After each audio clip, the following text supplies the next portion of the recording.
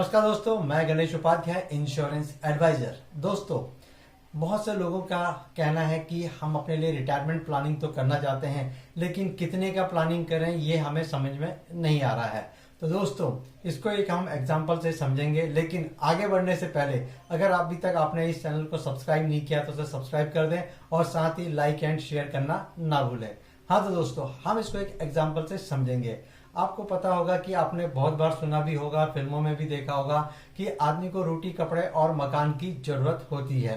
दोस्तों, कपड़े तो आप वही पहन के भी गुजार लेते हो और मकान आप 2 कमरे का नहीं है तो 1 कमरे के मकान में भी गुजारा कर लेते हो, लेकिन भोजन की आवश्यकता हमेशा होती है।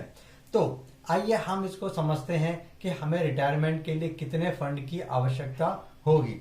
दोस्तों, आप जो भोजन करते हैं, यानी कि आप ब्रेकफास्ट करते हो, आप लंच करते हो और आप डिनर करते हो, ये 3 चीजें हैं जो हमने ले रखी हैं।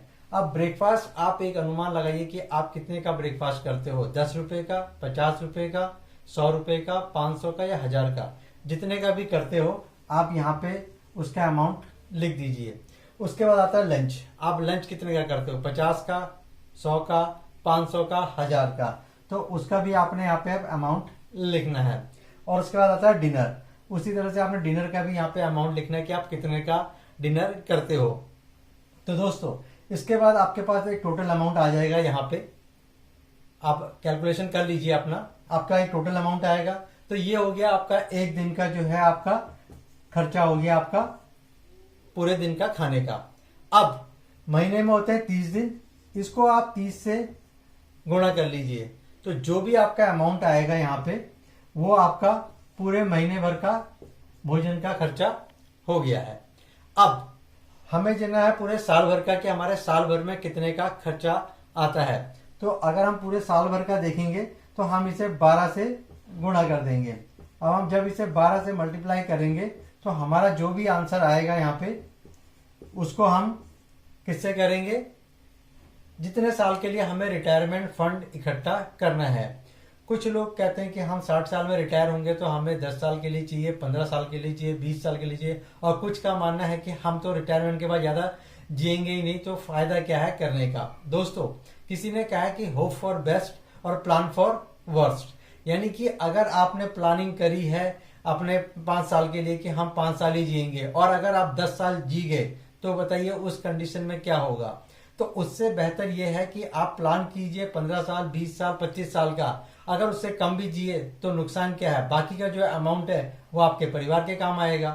तो 12 का अपना 1 साल का अपना ये निकाल दिया। आपने सपोज करिए आप जीते हैं 20 साल, तो अब जो भी अमाउंट आया है आपका ये, इसको आप 20 से मल्टीप्लाई कर दीजिए, तो ये आ जाएगा आपका 20 साल का खर्चा। अब 20 साल का खर्चा ये आ गया आपका, ये आ गया दोस्तों आपका 20 साल का खर्चा। आप अपनी कैलकुलेशन कर लीजिए, आपकी कैलकुलेशन कुछ भी हो सकती है, ये मैंने एक एग्जांपल लिया है। ये आ गया आपका 20 साल का खर्चा।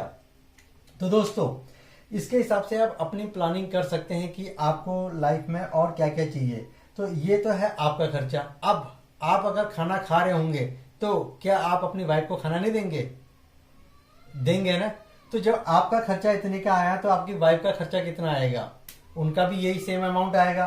तो अब आप इसको इनटू करेंगे तो आपकी वाइफ का खर्चा भी आ गया। तो दोस्तों, ये जो टोटल आपका जो खर्चा आया है ये आपका और आपकी वाइफ का सिर्फ भोजन का खर्चा आया है, खाने का खर्चा आया है। इसमें भी हमने जो अपना मेडिकल जो आएगा खर्चा आएगा वो हमने इसमें ऐड नहीं किया है, बाकी और जो खर्चे होते हैं वो हमने इसमें ऐड नहीं किया है। तो अगर आप चाहते हैं कि आपका जो पूरा डिटेल कितने का आपको चाहिए ये रिटायरमेंट प्लानिंग, तो अगर आपको और ज्यादा जानकारी चाहिए तो आप मुझे कॉल कर सकते हैं या मुझे कमेंट कर सकते हैं।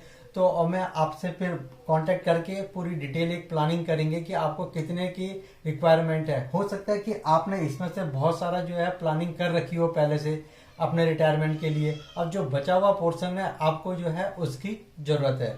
तो दोस्तों, अगर आप और अधिक जानकारी चाहते हैं तो आप मुझे कॉल कर सकते हैं, और इस चैनल को सब्सक्राइब, लाइक एंड शेयर करना ना भूलिएगा। धन्यवाद दोस्तों।